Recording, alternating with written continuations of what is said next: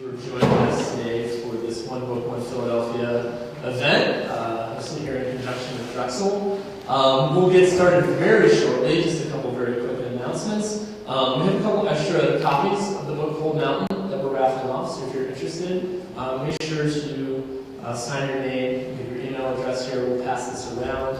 And I'd also like to introduce our two musicians, Liana and Chris, who are going to start us off with a song before we get started with the piano. So I'll turn it over to you. Thank you.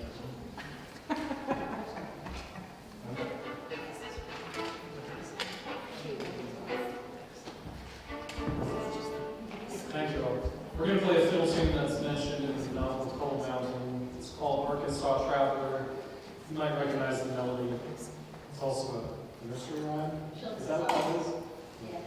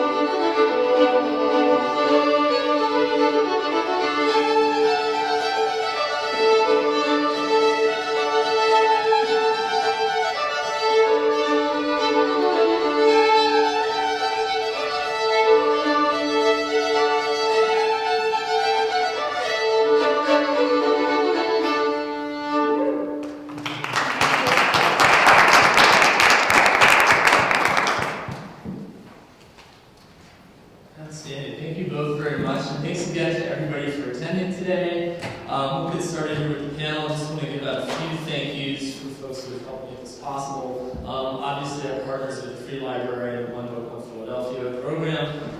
Rebecca Wiedensall, who is the Associate Dean of Students here, and unfortunately couldn't be here to join us for this event today. Tatiana Diaz, the Director of the Student Center for Inclusion and Culture, who's been a huge help in trying to organize this. Toby Hoffman, Director of the English Language Center, who was able to bring our musicians to join us today. And Janelle Johnson, Assistant Director of the Strategic Initiatives for the Lindy Center. My name is Kevin Egan. I am the Director for the Center for Interdisciplinary Inquiry in the Kennedy Honors College. It's really a pleasure to be here to moderate this panel. And I want to introduce our two panelists that will be helping to guide the conversation for today. We have Dr. Andre Carrington, who's Assistant Professor of English, and who has just published his first book, so we're going to get into that. Entitled Speculative Blackness, The Future of Race in Science Fiction. And we also have Dr. Scott Knowles, a Department Head and Associate Professor of History, who's got a couple publications under his belt. So they'll be here to join us to help craft this conversation. And we certainly have a number of topics that we want to draw on. But one thing we were talking about before, as we were planning this event, was really just getting a sense of what has drawn people to this book and how they've engaged with it. I can say that personally, before being invited to help moderate this, wasn't actually something that was really much on my radar. And I had helped out with some One Book, One Philadelphia events in the past, particularly the year that it was Yellow Birds. And that's sort of got me involved in the programs that Drexel's been co-hosting here on campus with One Book, One Philadelphia. I thought it was a fantastic experience and gave me a window into literature that I might not have come across interested in inviting some comments from those of you who are in attendance. What's drawn you to this work? Is there something in particular, or how do you find yourself engaging with it?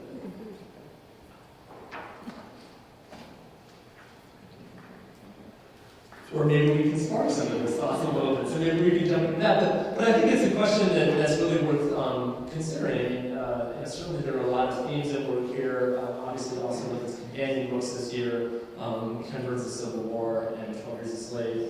So without further ado, we will jump into that, and hopefully that'll spark some ideas, and certainly be happy to take some questions, comments, or provocations towards the end of the event. So I'm going to sit down and join the panelists here.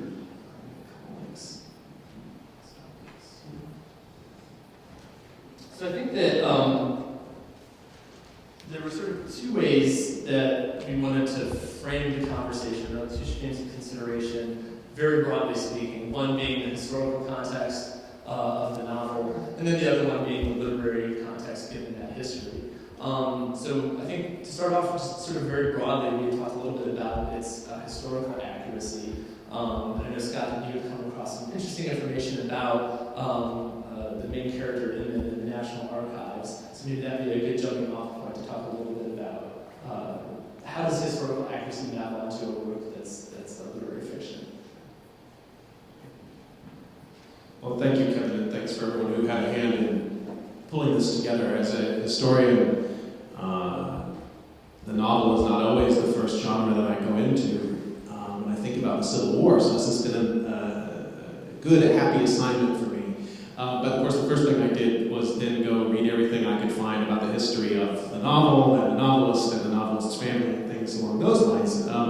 And so the author was sort of, you may already know some of this, but there was lore in his family about an ancestor who had deserted and come home to Coal Mountain, or tried to come home to Coal Mountain, a great-great-great-uncle, I think.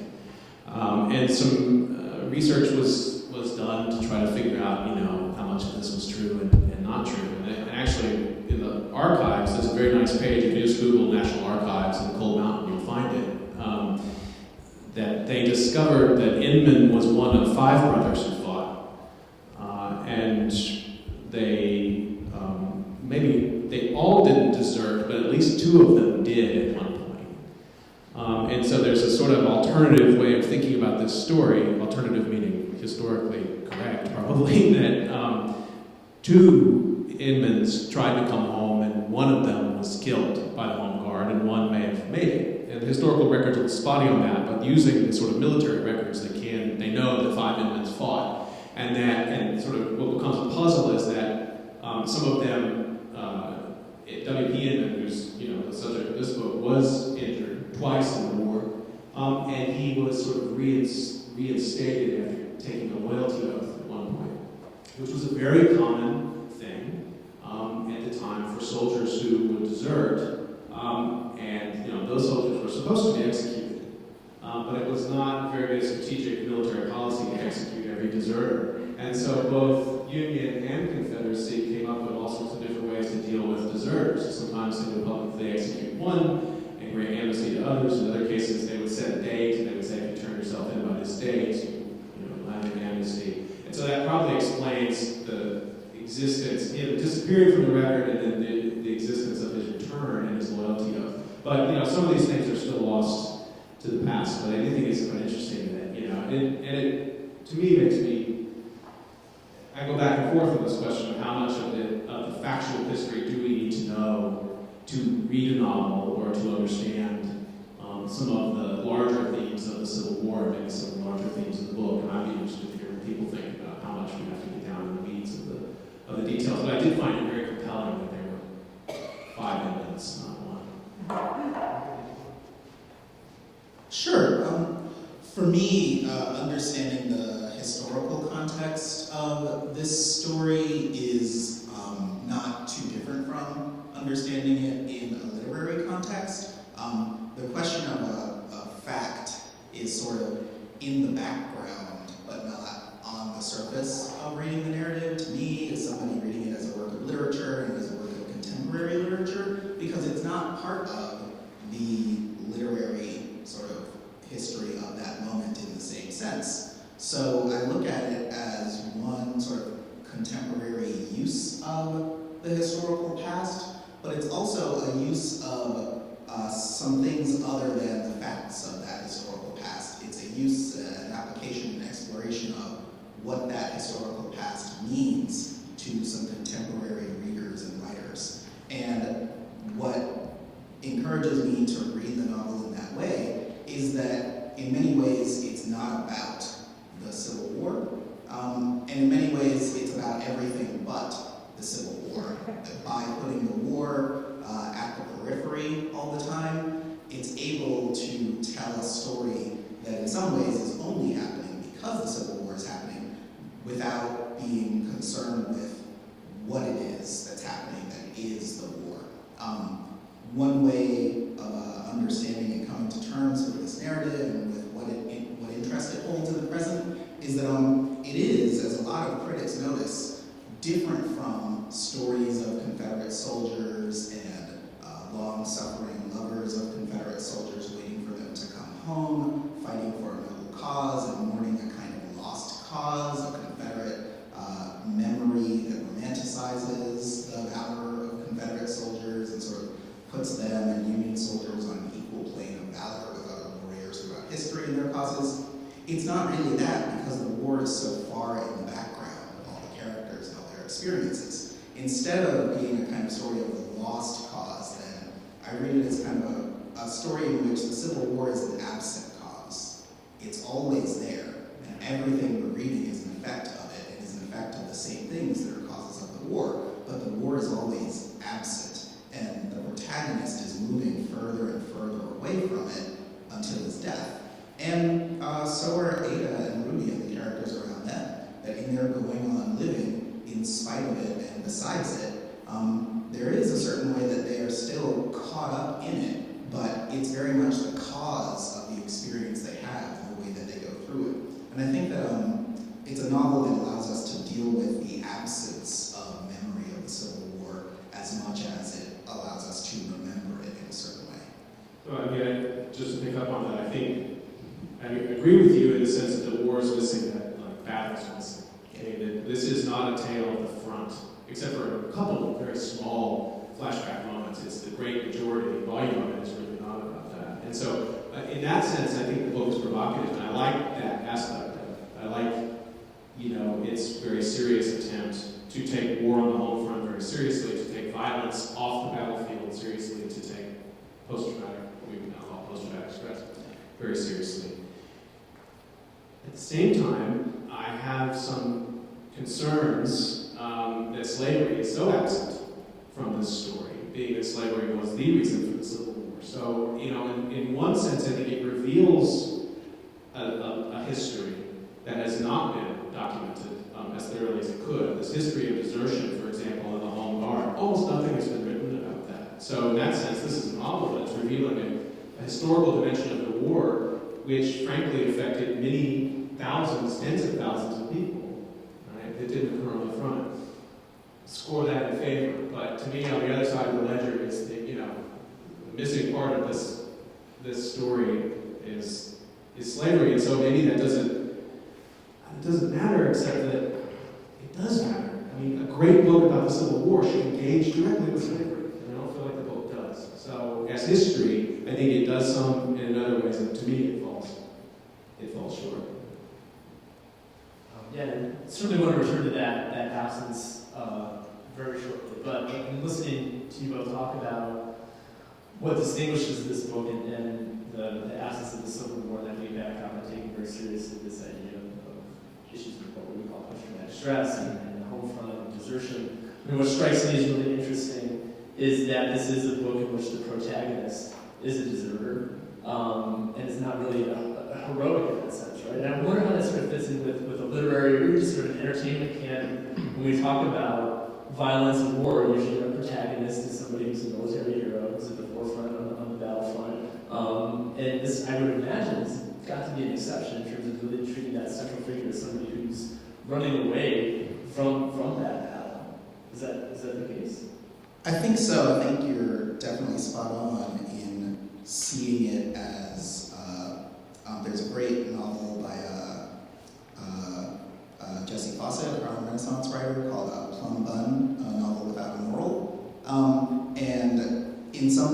This is a war story without a war hero, and it partakes of, it deliberately gestures toward and borrows from the Homeric epic, from the Iliad and the Odyssey in important ways, sometimes directly. But Aemon is not the hero of the Odyssey, and he's not the hero even of his own Odyssey, right? He's definitely sort of like the protagonist of the Odyssey, separated from his love, separated from the war in which he has fought, but he's separated of his own volition. And there's a sort of constant threat of being recaptured by the war that's true for him, and true for him because of, he's fighting a modern war in a modern state, in a society that's really different, in which membership in this real life society is quite different from a sort of ancient historical or imagined mythical society in the way that an epic hero like Odysseus is a part of that narrative. So in some important ways, right, we would think that Aemon could be a hero, and it would be a really hard sell to make him a hero, right? He's retreating from fighting for something bad, but that doesn't make him good, right? So he doesn't have a sort of value and cause and virtue that's motivating him, but he also doesn't exactly, right? The nature of his participation or his, abstaining from participating in the war also doesn't speak to, right, what his flaw is. So it's not really a tragedy either. So in a lot of ways, right, it's a story that doesn't have a hero. He has an adventure, but his adventure is largely, in many moments, I see him retreating rather than returning, and he's continuing to retreat the entire time, whether he's lost or he's on track. When he's reunited with his love, it doesn't really, and this is something that we discussed a bit as a sort of shared understanding, he doesn't exactly return, and maybe no one does. And that's a very curious kind of protagonist to have in a text like this. Yeah, I can't decide about him. I agree with you in the sense that he's not a conventional hero. I mean, certainly not in the sort of larger corpus of American war writing. He's not, he did kill people with his bare hands, but that's barely mentioned, and in a shameful way. But then he returns home and exacts some pretty severe vengeance and justice on the home court. And as I thought about that, the more I thought about that, it made me think that part of what Fraser's trying to engage with here is a critique of war about the enthusiasm of young men going to war. And that historically we buy into this idea of young men going off with a glorious campaign, but what they're really doing is neglecting their real duties.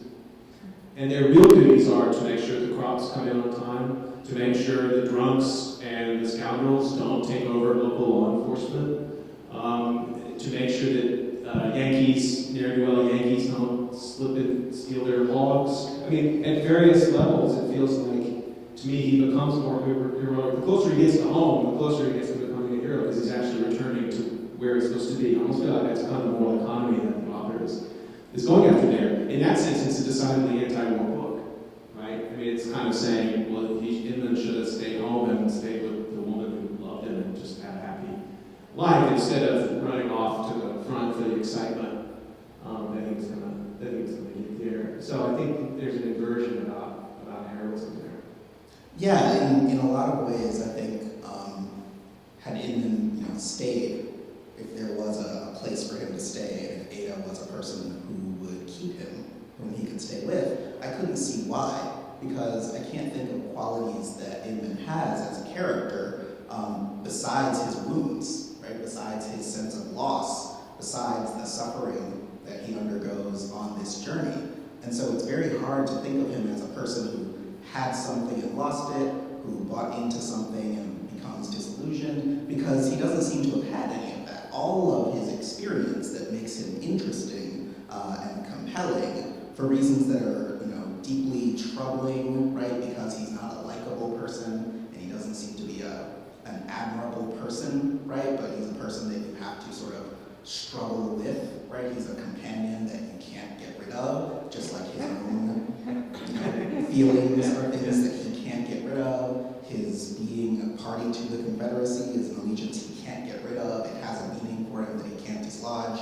All of that says to me that all of these things that he lacks and all of these injuries he accumulates along the way are the only things that seem to make him desirable or admirable when he returns. And so in a way, he has to go through that in order to really have value.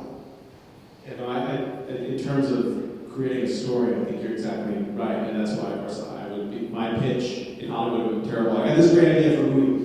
War breaks out, but the guy decides not to go, and he stays home. He's a great father, a great husband, and his farm is prosperous. Right? Oh, green light! Like, it's not going to work. I mean, there is a sort of sense in which it has to be the story there. And I like your idea that his, you know, everything that's interesting about him, and to me, almost, he's such a hollow character. He's such a mirror. He's just a collector of stories, in a sense, you know. And so that's what I think you're right. That's if he had lived, he would have been able to be a great storyteller about the war. But most of the people get much out of that. Now, whether or not that's the author reflecting on the tragedy, that what we're really seeing is post-traumatic stress unfolding itself. He can't talk, right? So he's just collecting stories as a therapeutic sort of device. I'm using very contemporary psychology, but or is there something else going on? I'm not sure.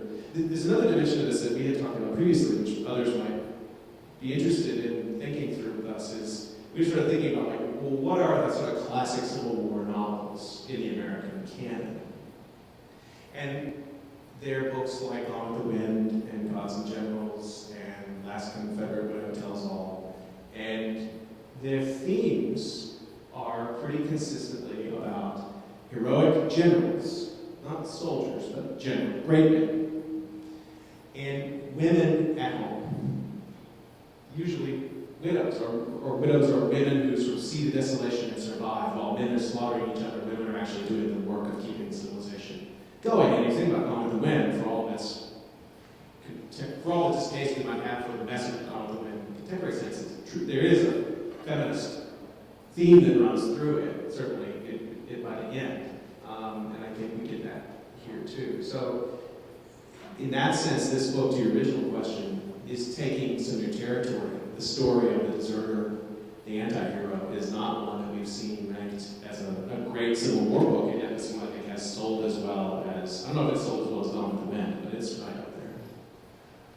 I'm wondering, Scott, if part of that reading, and this also sort of maybe gets us back to some of the discussion about historical accuracy, part of this reading of that central character sort of running away from responsibility to go off to the war has to do also with this taking place in the Blue Ridge Mountains, right? So that relationship geographically with what's happening in the South, and also especially in relation to slavery, is different than in other parts of the South. And I know we had a little bit of a conversation about there are different kinds of allegiances, there's a different economy that's at work there, and therefore, so there might be a different sense of responsibility that's at work there too. I don't know if you want to comment a little bit about that, the centrality of that location as being the context in which the story takes place, given the absence especially of slavery in the story. Yeah, I think we can both speak to that. Yeah, sure.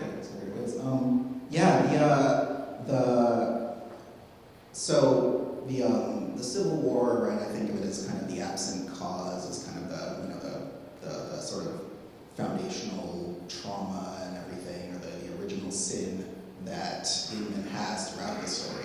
And it's also that sort of absent motivation that places Ada where she is. In a lot of ways, it's similar to the role of wars in the Odyssey, except that the Odyssey takes place after the war, and this is a text that takes place instead of it. And in the Odyssey, both during and after the war, Penelope, the hero's wife, is at home, and she has problems of her own, she has a role to fulfill, she has a stability that she desires to return to, and Ada can perform that role pretty effectively, whether she could be like really actively swept up in the war or not, and whether she actively sort of takes part in instigating the causes, the driving forces of the war, taking a sort of an ownership role in the society that has the war or not. That epic heroine can do that, and Ada seems to be in a position to do that because of where she is, right? Because she is relatively secluded. And Ruby points out to her that we don't need him, right? She points out that there's a way of living together as women that doesn't require him, that they can only discover because of his absence, but that doesn't need him to be there at all. The poetry of Sappho, a lot of it is about that, is about, Sappho is writing a lot of her poetry to women who are her students, whose husbands are away at war, or whose suitors, right, the men they would marry if they're too young, are away at war. And so all of the relationships that we think of as lesbian or sapphic, and all the characterizations of womanhood and strength and knowledge and stuff that we associate with that position are only there because those men are elsewhere. But it's a way of discovering that they're not necessary. So in a lot of ways, right, the chapters of this novel that are about Ada and Ruby are a really different story, taking place in the context of a really different history, a really different set of agencies and opportunities and choices to be made than all of the decisions and non-decisions that Inman is swept up in, and that an epic hero who takes on that active role is swept up in. The other thing that I think is largely absent, but is really integral to where this text takes place, and maybe helps put in perspective like the specificity of being in the mountains as opposed to being elsewhere, is the body of knowledge that's absent in the text is not just the war itself, but is also the slave narrative tradition, which is just an endlessly resourceful repository of knowledge about antebellum American society that depicts all of the places over which the Civil War is fought, right? The bodies over which the Civil War is fought, the people in whose name or on whose behalf the various causes are marshaled. And while it comes up occasionally in the text, there's a sort of gesture and a thought of enslaved people and of Negroes in general, right, in the text. There's no textual relationship to it, which I think is actually a really striking thing for a modern novel to do. It's one thing to say that a modern novel can talk about a war indirectly and in this sort of repressed and traumatic way that we can understand, even going back to the epic tradition. But it's another thing entirely to think, oh wait, we can have, right, whether the war is the pivotal historical moment or not, whether it's the site of conflict, whether the conflict is national or about the state or property or not. Even besides that, there's a whole body of knowledge about the place and time and the people implicated in this conflict, certainly more directly than Inman or Ada, that's absent from the novel. I think I'm just thinking as you're talking about how you would distinguish this, Ada's development and the story of Ada and Ruby, which I find to be the most compelling part of the book. Would it have worked if you had brought Scarlett O'Hara to the picture? Like, how would it be different? Would it have worked if there had been slaves in the story? Or how would it have changed the development of the Ada and Ruby, sort of narrative if you had slaves in the story? I mean, we're sort of doing a what if here, but I'm curious, how do you think that affects the sort of development of the themes that the author's developing around? Ultimately, I think what is a sort of feminist narrative, and subversive in a sense, because what he may be really saying is, well, the real story of the Civil War is that women actually kept society together. And of course, we know in the history of World War I and World War II, this is a very common play. There's usually sort of a civil rights moment immediately in a post-war environment in the United States. We've got the right to vote. The immediate aftermath of World War I, that's no accident. There's a feminist movement just before and just after the Civil War having to do with women at the forefront of the abolitionist movement. So in a sense, I'm starting to think he's a better historian than I thought. There, in a sense, he is sort of giving us alternative interpretation of what the war really was. But I do wonder, is it not made more sympathetic by the fact that Ada is not a slave owner, whereas Scarlett is? I mean, she goes again through her own transformation, but at the end of it, she's landed gentry, and she owns slaves, and so is Ada more sympathetic in that regard? It's a poorly formed question, but I'd like to know sort of what you think about it. No, it's really a central question, right? Is how can this be a novel about white people slavery. If it's a novel about these people, then the only way we can really recognize them is, are they slave owners or not? What relationship do they have to the conflict swirling around them? And we can only really understand that in relation to slavery. So whatever we think about the moral and the amoral qualities of the characters has to be bound up in, where do they stand, or sort of what are they running away from, what are they removed from, what are they isolated from, what are they on the periphery of. And all of those things are about, besides owning slaves and besides participating in slavery as an institution in a direct way with an ownership stake, with an investment, what are they doing as participants in a society structured by slavery? And Ada is absolutely, she's a better protagonist for a sentimental narrative because she doesn't participate in slavery. But, that's not interesting in like a novel way, because it's a very reliable and a very easy story to tell. That's why I think the history is important. So the history is that always in the Blue Ridge and the Appalachian Range, slavery was not a central part of the direct local economy. Now, let me make a clear statement. Slavery is essential to the macroeconomy of the colonies and of the United States long after slavery ends. The wealth that's created as a part of slavery persists into the 21st century. So our inability as a society to grapple with that is maybe another session, or we'll talk about it. But okay, so slavery is a central part of this entire story. But I think if you sort of look at a little more micro level, if you look at the Appalachians from Alabama all the way up in the South, slavery was not an unknown practice, but it was not a practice. You had plantation agriculture because the topography didn't account for it. And you did also have some sort of dissenting religious communities in these areas. There were other reasons. I was in Alabama some years ago. One of the things historians sometimes do is drive around the country and visit historical locations. There's an outdoor historical drama. This is a genre that exists every summer in America, usually in the South, many of them about the Civil War. There are these outdoor dramas, and one of them in Alabama is a 3-part one about the fact that this county is the only county that voted against secession. That's Alabama.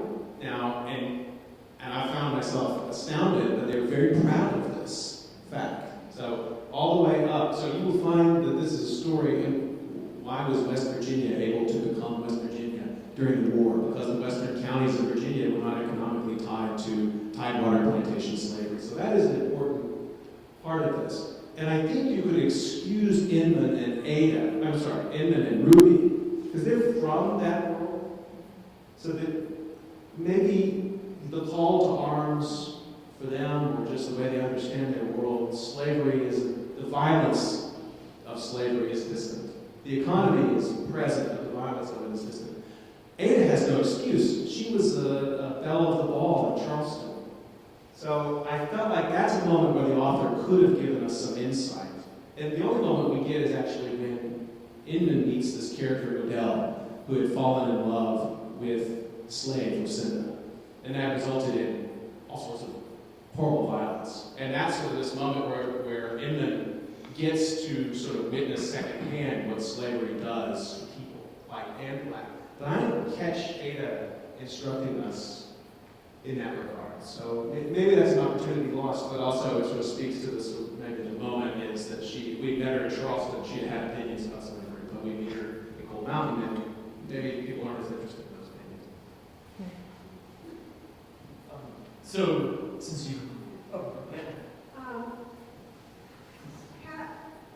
my family is from Louisiana, and I was fortunate enough not to have to go to school there. I was fortunate for several reasons, but it occurs to me that some of my family, there were a few that were slave owners.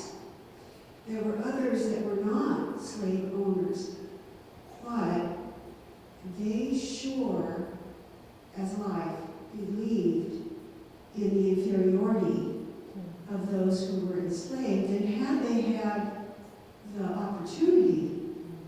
would have participated more directly in the institution of slavery. And I think that, it's very tricky being a Southerner and writing a story about the Civil War when you're writing about your ancestors. Because you lived in a society and you had, it's true that the act of owning another person, you can say is morally wrong, but is it not as wrong to believe that that person is not as worthy as you are? So I respect this author, and I respect the art that has gone on with this story. But again, it sounds a lot like what I have heard about what that period of time in our history was really about. Because being a part of that culture, my father grew up with no notion that slavery was what that era was about. It was about, we don't want the North to tell us what to do. It was about, other things that they used to justify it. So I'm a little bit flat with the book. It's my comment.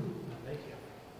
I think just one quick reaction to that. So I'm also a Southerner from Texas, and as is very common in Southern families, I was raised with a Civil War story of an ancestor who supposedly there was two brothers, the younger one ran away to Galveston, and he was young. He was 14 or whatever, 13, 14.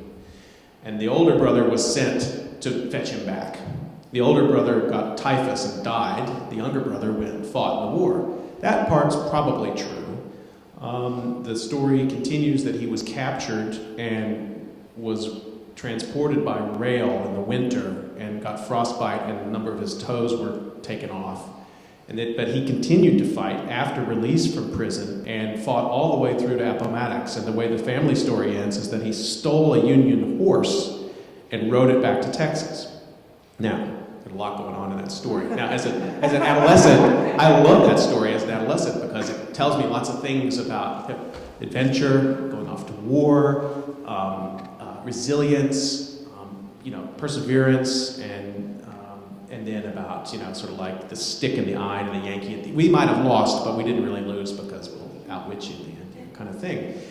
No discussion of the broader picture of Galveston as a slave trading port or any of that. So, I think there are these multiple narratives that run through Southern history and Southern family history. That's not accidental, though. For a long, long time, the most read history of the Civil War was written by Jefferson Davis, who at the end of the war wrote a book about the reasons for the Civil War. And it begins in the first paragraph. It says, "Some people think slavery might have been a cause for this conflict, but I believe that it was a constitutional argument among gentlemen that just happened to kill 600,000 people. Nobody fights and dies like that over a constitutional argument." So it's a long period of time in which the historical record, up until the 1960s, was completely wrote slavery out of the story and talked about it as a states' rights issue and a sort of constitutional struggle, and a struggle for the home and the sanctity of the home and fighting off the invader. And I think certainly in Philadelphia, when secession was occurring, Palmetto flags hung in the streets, Confederate flags hung in Philadelphia. There's very strong Southern sympathy in Philadelphia. So it's not just a Southern problem. This sort of long-term investment in telling the Civil War not as a story of slavery, but as a story of these other attributes that we might like to celebrate, has a pretty deep firmament in the American mind. Yeah, my initial reaction to the peculiarity, right, of the task of Southerners writing about slavery and sort of coming to terms with, or retreating from, right, their ancestral obligations and liabilities, and facing sort of how thorny and ambiguous and like refracted through different, generations, interests, and shame and stuff. Like, those complications are very much what's manifest in this book, and like the various silences and gaps and the kind of retreating posture that it takes toward the war and ultimately toward slavery. And I see all that and I think, wow, that sounds really tough. Like, oh, being black, also really tough, And the point of entry into, like most African Americans, right? My ancestors are from the South, also funny story. But the notion of the war, right, as the stage on which the moral questions play out is a narrative frame, right, that makes this narrative function in a certain way in relation to whole other bodies of knowledge and literary traditions. So it reads as a historical novel, and it also reads as a particular kind of contemporary historical novel that accepts that there's ambiguity and there's a moral impulse to treat the past in a certain way, right? To make use of the past with an eye toward what your use of it means in the present. And this is the difficulty and the challenge that Fraser is staging in undertaking it this way is to say, like, can you do it in the way that the Odyssey takes place in the aftermath of the war, right? Where war is like capital W, war itself, and not this particular war, right? So whether it's present or whether there are other forms of violence that are not war that occupy the place of that in the lives of the people, right? It doesn't matter because it's capital W war and not this war in particular. But as the writing of Ta-Nehisi Coates in the past couple of years has taken this theme to heart for African Americans, right? 600,000 is a very, very small number in comparison to how many more people are having their lives and livelihoods constrained and curtailed by an institutionalized system of violence in which the state has a definitive, decisive role, and there is and isn't sort of organized, violent rebellion against it. And that's sort of, I think, the meaning of the absence of the slave narrative tradition in this text. Because in that tradition, the Civil War is not really the principal theater of conflict, right? Everyday life, survival, life and death, violence and suffering and survival are the theater of conflict, but only with a certain investment in like suturing together the United States as a body with a set of ideals that we can agree on and debate does the Civil War serve that purpose. And I think the absence of the slave narrative tradition in this text speaks to that. I think that's, and just to thank you again for sharing what you shared, because to me, for art to be great, it needs to force us to reflect and grapple with the great moral questions of our day, or of any day. And so in that sense, I get much more of a challenge in things that I think aspire to be great art out of Frederick Douglass, the narrative of Frederick Douglass, or the narrative of Sojourner Truth, or Huck Finn, or even Gone with the Wind in a sense, because it does force you into, you can't come out, you've got to come out one side or the other, you've got to say, well, was the war about slavery or not? What did slavery actually mean in these different contexts? I don't want to, maybe that wasn't really what Fraser was after in this, but when I hear people talk about this as a great Civil War novel, and that's the missing element of it, and that's the nuances that were being discussed about family histories and what people thought they were fighting for. I want to see that. I think that's what and to have this book be the great book for Book One Philadelphia, and not have it be a much stronger book that would meditate much more strongly on those kinds of issues, and frankly on the North's complicity in Southern slavery up till the moment that they decided not to be complicit anymore. That's a failing, I think.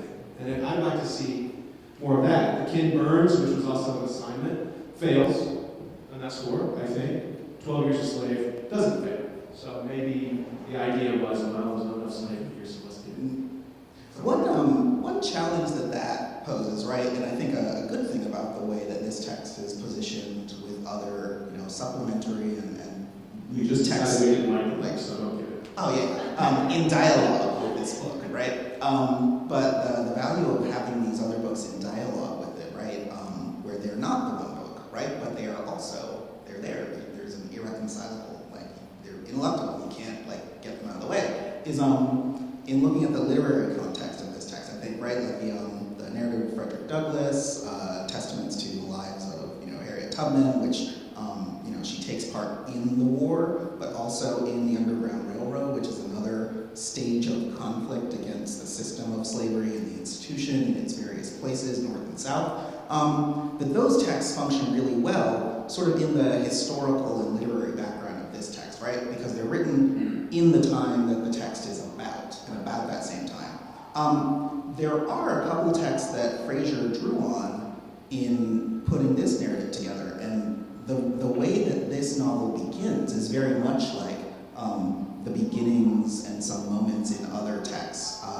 One of them that he attests to drawing on is called 7 Months a Prisoner by John or James, I think it's John Hadley, who was a Union soldier who was wounded in battle, in the Battle of the Wilderness, and was then in a Confederate hospital and tried to escape, but then sort of recaptured by Confederate soldiers a couple of times, and then eventually that the people holding him captive were captured by Ohio troops. That narrative gives us a sense of the kind of situation, the kind of ground level in the environment, a different environment somewhat from the mountains that Inman is going through, but an environment that is not exactly on the front lines. And the way that narrative unfolds clearly shows up in this text, and it's a very interesting sort of treatment of like what kind of experience is Inman having, what are the details in it. Another text that is very much relevant to this moment, but absent from it, is 12 Years a Slave. And it's a really good text to pair with this one, in part because it's so absent. 12 Years a Slave, when it's published in 1853, it's about a year after Uncle Tom's Cabin, right? And Lincoln famously says, when he meets Harriet Beecher Stowe, like, so you're the little woman who's caused this big war, right? But, as we know, it's not the book Uncle Tom's Cabin that causes the war. But Stowe is really widely known throughout America for, the reputation that text attains. Solomon Northup, when he writes 12 Years a Slave, it's dedicated to Harriet Beecher Stowe because, she has met him, she knows about him, and his writing is very important. And that book is hugely influential. It sells 30,000 copies when it's first published in the 1850s. That's, I wrote it down to sort of keep track of it because I don't, have the strongest sense of what the reading public is like in the middle of the 19th century. But when 12 Years a Slave is published, it's the sales of it are greater than those of Walden by Thoreau, Leaves of Grass by Whitman, Song of Hiawatha by Longfellow, English Traits by Emerson combined. Huh. And the writings of Emerson and Longfellow come up in this book, but the much more widely read contemporaneous 12 Years a Slave doesn't. And Ada is extremely well read. Monroe before her was extremely well read, had an extensive library. Even Inman is reading, and he's reading Bartram to understand the landscape and so forth, and it's really precious to him. But the absence of, the narrative and the experience of being a fugitive, of being pursued, of being injured, of seeking hospitality, of being at the mercy of historical forces outside of your control, that's something that we have access to in the 1990s, in the 2000s, in the 2010s, but we don't make use of it as part of our sort of re-narration of the Civil War as the Civil War as a sort of historical stage. We do make use of it when we think about slavery, but we managed to disaggregate those bodies of literature so thoroughly that it's kind of amazing. Part of me thinks wow, congrats. That's actually a really complex thing to do psychologically, but to understand its consequences for literature, you really do have to read what's not there to see how it's told in this particular way. So I know that we're starting to run a little short on time, very short on time. I wanted to see if there were other comments or questions to invite from the audience. Why do all the good books have to have side ending? Oh, right. Anybody want to tackle that? Yeah, that's true for historical narratives the way it is for literature? Because I agree when it comes to literature, the sad endings are where it's at, but is it true for historical narratives in the same way? I mean, historical narratives is just one thing after another, right? So it's just life. And life always has a sad ending, doesn't it? Yeah, I don't know. Maybe that's the I should defer to the literary experts here. But I'm trying to think of what would be a good ending for this, because even in the film they killed him, right? I'm sorry. I should have given a spoiler alert. They didn't. I just made it up. Yeah, but it would be hard to make a Civil War narrative that ended in an uplifting way, in one sense. Although, again, if you made it as a sort of slavery to freedom narrative, it could have quite an uplifting ending, but not this one for sure. Yeah, that might be a function of kind of the genre, right? That it has to have a tragic or a painful or a sacrificial or a traumatic sort of jolt to it in order to fit into the story of the Civil War. Because 12 Years a Slave ends mercifully, right? After everything he's been through, Solomon Northup, right? And as a function of the slave narrative tradition, he has to still be alive and free to write his story and to have it told under his name. So most of the slave narratives are fundamentally the ending is freedom, and that's joyful. But that makes them very different, right? They're autobiography, they're history, and they're not literary in the same way. I think it's also a testament to the degree to which this whole genre has been dominated by the Southern story. And, it's maybe less so today, although they just had a poll out of South Carolina indicating that 20% of voters wish the Confederacy had won, and I bet that's a little low.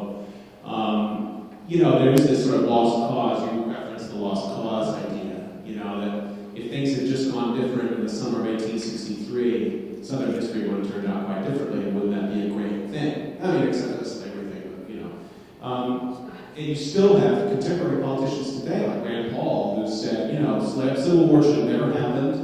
The South would have gotten rid of slavery eventually 30 or 40 years later. You start to think, how many more people would have died if you'd done it, that way? So that the dominance of it from the Southern perspective, it says a lot about the sad ending. To the Northern perspective, of course, it's the death of Lincoln that becomes something that people really rally around, which is also a sad ending too, because you have such horrible governmental corruption and the sort of decline of trust in government in the post-war moment in the North as well. That's a very different kind of sadness than the loss of a way of life, whatever that may be.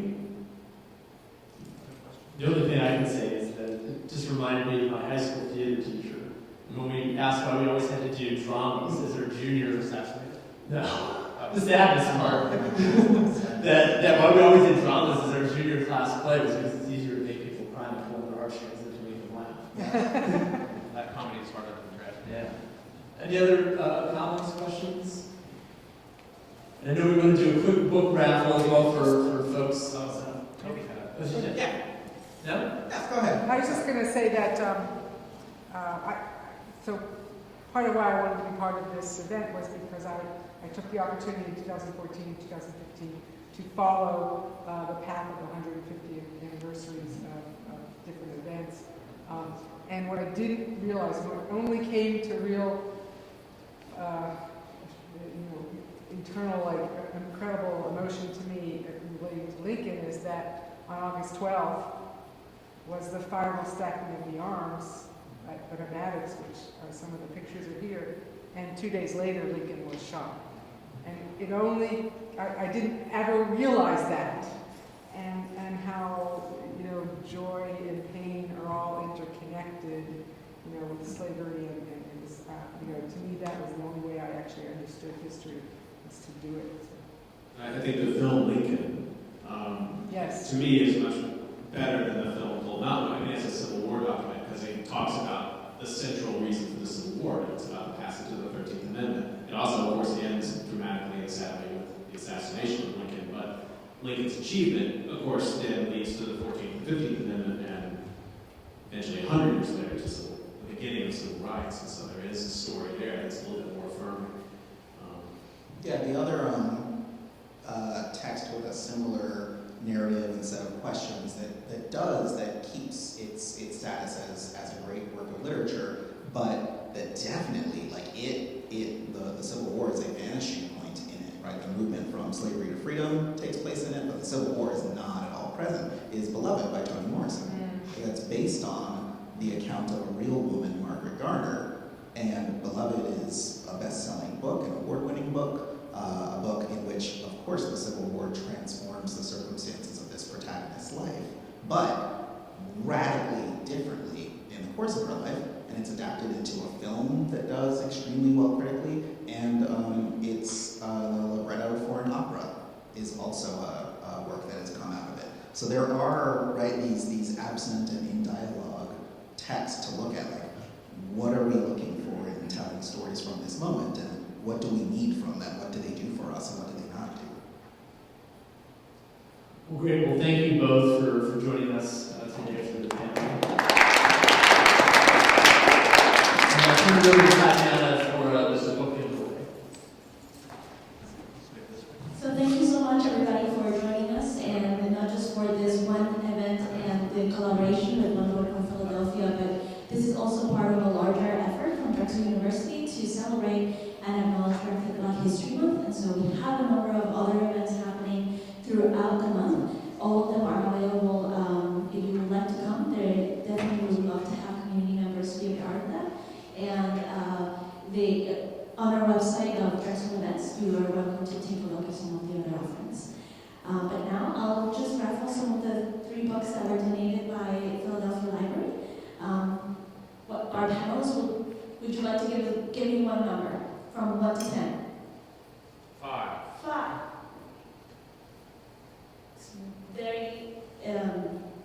It's very difficult to do. So I'm just counting 5 down.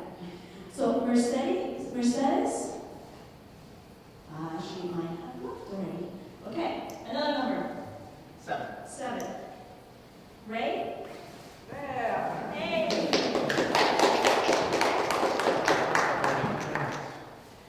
Another number? 2. 2. Sharon?